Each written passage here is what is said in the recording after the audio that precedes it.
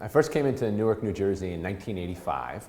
I was in a program called the Jesuit Volunteer Corps. I'd spent the previous year in the Bronx doing the profession of our president, community organizing, for a year. Then I came to Newark as a teacher in 1985 and I began teaching there. I was at a little private school for low-income families right in the heart of the Central Ward at the epicenter of the Newark riots back in the 60s.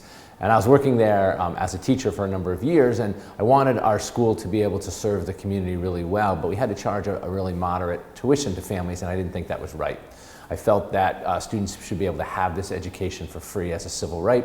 So I began to research charter schools and get involved with creating charter schools. I wanted to first turn my school into a charter, but that was not allowed in the legislation, so I decided we would create a new charter school. We decided to create this charter school, and I started to look around to see if I could get some backers and funding and get models and design.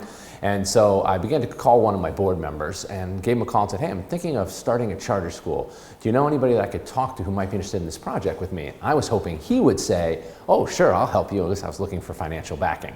However, what he said to me instead was, oh, I just met this young man. His name is Norman Atkins, and I think he'd be interested to talk to you about this. So I wrote down on a piece of paper on my phone in the office, I was the principal of this small alternative school, and wrote down the name Norman Atkins. Hung up the phone, and it literally rang right then, and I picked it up, and I said, hello, Link Community School, Principal Verrilli speaking.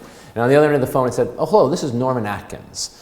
I said, oh, Norman Atkins, I've got your name on a piece of paper here. One of my board members said I should get in touch with you.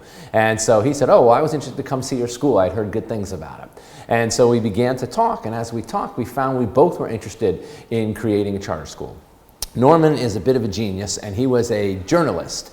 And so he wanted to make sure that I was the right guy to partner with. So he took me out to lunch, and we talked for about 3 hours about everything in education, from standardized testing to school models to what a great urban school could look like and how it can make a difference in the lives of children.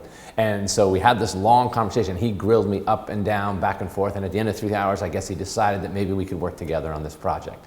And so Norman and I wanted to design a charter school that would be high quality college preparatory in the city of Newark. I'd been in Newark 10 years as a teacher and a principal. I knew what Newark kids could do if we could create the right kind of school for them. And so together we hatched North Star Academy Charter School of Newark in 1997. Charter school legislation had just passed.